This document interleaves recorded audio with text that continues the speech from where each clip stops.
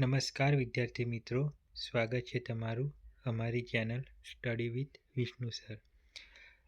આગળના વિડીયોમાં આપણે શીખી ગયા હિસાબી પદ્ધતિનો અર્થ, તેના ફાયદા, તેની મર્યાદાઓ તેમજ હિસાબી પદ્ધતિના ગુણાત્મક લક્ષણો. જો તમે વિડીયો ના જોયો હોય તો વિડીયોના નીચે લિંક આપેલી છે, તેના પર ક્લિક કરીને જોઈ લેવા વિનંતી. આ વિડીયોમાં આપણે શીખીશું ખાતાના પ્રકારો અને ખાતાને ઉધાર જમા કરવાના નિયમો. આ ગોલ્ડન રૂલ છે. જો તમે આને શીખી જશો તો તમને એકાઉન્ટ શીખવામાં કોઈ તકલીફ પડશે નહીં. જો વિડીયો તમને પસંદ આવે તો વિડીયોને લાઇક કરજો, ચેનલને સબસ્ક્રાઈબ કરજો અને તમારા ફ્રેન્ડ્સ સુધી આ વિડીયોને વધુમાં વધુ શેર કરજો. ખાતાના મુખ્યત્વે 3 પ્રકાર છે. એક વ્યક્તિના ખાતા એટલે કે પર્સનલ અકાઉન્ટ, બીજું છે માલ મિલકતના ખાતા એટલે કે રિયલ અકાઉન્ટ અને ત્રીજું છે ઉપજ ખર્ચના ખાતા એટલે કે નોમિનલ અકાઉન્ટ. વ્યક્તિ ખાતા એટલે ધંધામાં જ્યારે ઉધાર વ્યવહારો કરવામાં આવે છે ત્યારે સામે પક્ષકાર વ્યક્તિ હોય છે. વ્યક્તિઓ 2 પ્રકારની હોય છે, એક કુદરતી વ્યક્તિ અને બીજું છે કૃત્રિમ વ્યક્તિ. કુદરતી વ્યક્તિમાં જીવંત વ્યક્તિઓનો સમાવેશ કરવામાં આવે છે અને તેમના ખાતા ચોપડામાં રાખવામાં આવતા હોય છે. ઉદાહરણ તરીકે આયુષીનું ખાતું, કાવ્યાનું ખાતું વગેરે. જ્યારે કૃત્રિમ વ્યક્તિઓમાં બેંક ઓફ ઇન્ડિયાનું ખાતું, LICનું ખાતું વગેરે જેવા ખાતાઓનો સમાવેશ કરવામાં આવતો હોય છે.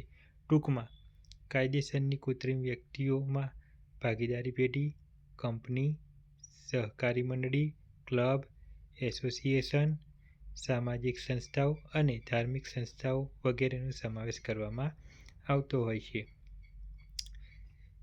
જ્યારે માલ મિલકત ખાતા 2 પ્રકારના હોય છે, એક માલના ખાતા અને બીજું છે મિલકતના ખાતા.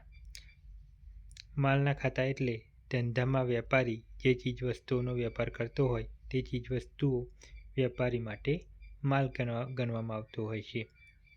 અને માલને લગતા ખાતા આ મુજબ છે. પહેલું છે ખરીદ ખાતું, બીજું છે વેચાણ ખાતું, ત્રીજું છે અંગત વપરાશ માટે લીધેલ માલનું ખાતું, જાહેરાત ઝુંબેશ ખર્ચનું ખાતું, જાહેરમાં આગથી બળી ગયેલ માલનું ખાતું વગેરે જેવા માલના ખાતા તરીકે ઓળખવામાં આવતા હોય છે.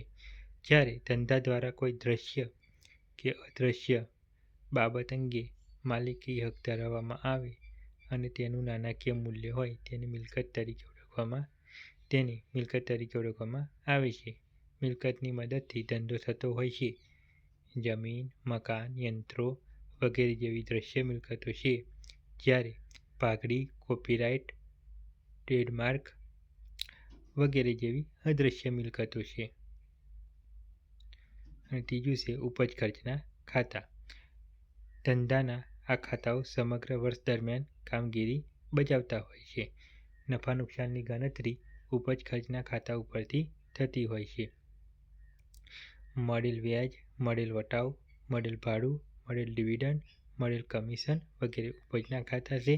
જ્યારે મજૂરી, ગાળા ભાડું, આપેલ વટાવ, ઘસારો, પગાર, જાહેરાત ખર્ચ, બેંક ચાર્જ વગેરે ખર્ચના લગતા ખાતા છે. આપણે ખાતાના પ્રકારો જોઈ ગયા, જેવા કે વ્યક્તિ ખાતું, માલ મિલકત ખાતું અને ઉપજ ખર્ચનું ખાતું. હવે આને ઉધાર જમા કરવાના નિયમો જોઈશું. તો પહેલું છે વ્યક્તિ ખાતાના ઉધાર જમાના નિયમો. તો લાભ લેનારને ઉધારો એટલે કે જે લાભ ધંધાને આપે છે તેને ઉધાર કરો અને લાભ આપનારને જમા કરો. એટલે કે ધંધામાં વ્યક્તિ હોય અને ધંધાને લાભ આપે તેને જમા કરવામાં આવે છે. ઉદાહરણ તરીકે 20,000 રૂપિયા મોહનને આપ્યા. હવે અહીં મોહન એ ધંધા પૈસા લેનાર છે એટલે કે લેનાર ખાતે ઉધારો. મોહન વ્યક્તિ ખાતું છે એટલે મોહન ખાતે ઉધાર. જ્યારે ધંધામાંથી રોકડ જાય છે, રોકડ એ મિલકત ખાતું છે એટલે રોકડ ખાતે જમા કરવામાં આવે છે. એ જ રીતે વિશાલે 5,000 રોકડા આપ્યા. અહીં વિશાલ આપનાર છે એટલે વિશાલ ખાતે જમા થશે. જ્યારે રોકડ એ મિલકત છે અને ધંધામાંથી જાય છે, રોકડ જાય તે ઉધાર, એટલા માટે રોકડ ખાતે ઉધાર 5,000 કરવામાં આવ્યા છે. એ જ રીતે માલ મિલકતના ખાતાના ઉધાર જમાના નિયમો. તો આવે તે ઉધાર અને જાય તે જમા, એટલે કે ધંધામાં મિલકત આવે તો ઉધાર કરવામાં આવે છે, જ્યારે ધંધામાંથી મિલકત જાય છે તે જમા કરવામાં આવે છે. કયા ઉદાહરણમાં આપણે શીખી ગયા કે આપણા ધંધામાંથી રોકડ 2,000 જાય છે, એટલે જાય તે જમાના નિયમથી 2,000 જમા થાય છે. જ્યારે બીજા ઉદાહરણમાં રોકડ આવે છે, એટલે મિલકત આવે તે ઉધારના નિયમથી રોકડ ખાતે ઉધાર થાય છે 5,000. એ જ રીતે ત્રીજો છે ઉપજ ખર્ચના ખાતા. ઉપજ ખર્ચના ખાતામાં ખર્ચ ખાતે હંમેશા ઉધાર થાય છે, જ્યારે કોઈ બી ઉપજ થાય તો ઉપજ ખાતે જમા.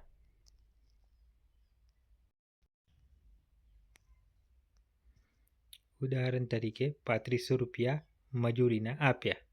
અહીંયા મજૂરી એ ખર્ચ છે, એટલે મજૂરી ખાતે ઉધાર થશે, અને રોકડ તે મિલકત છે, એટલે રોકડ જાય છે, એટલા માટે જમા થશે. તે જ રીતે બીજા ઉદાહરણમાં વ્યાજના 700 રૂપિયા મળ્યા.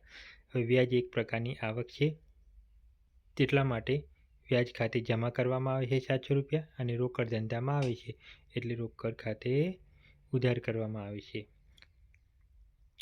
તો આ હતા વિદ્યાર્થી મિત્રો ખાતાના ઉધાર જમાના નિયમો.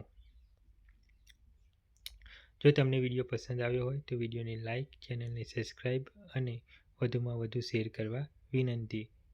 આ ફ્રી બેચ છે, જેનો તમે લાભ લઈ શકો છો. જો તમે કોમર્સના સ્ટુડન્ટ હોય કે ઓડિટર એકાઉન્ટના એક્ઝામની તૈયારી કરતા હોય તો આ વિડીયો તમને ઉપયોગી સાબિત થશે. આઈ હોપ કે આ વિડીયો તમને પસંદ આવ્યો હશે. જો વિડીયો પસંદ આવ્યો હોય અને મનમાં કોઈ ડાઉટ હોય તો કોમેન્ટ કરવા વિનંતી.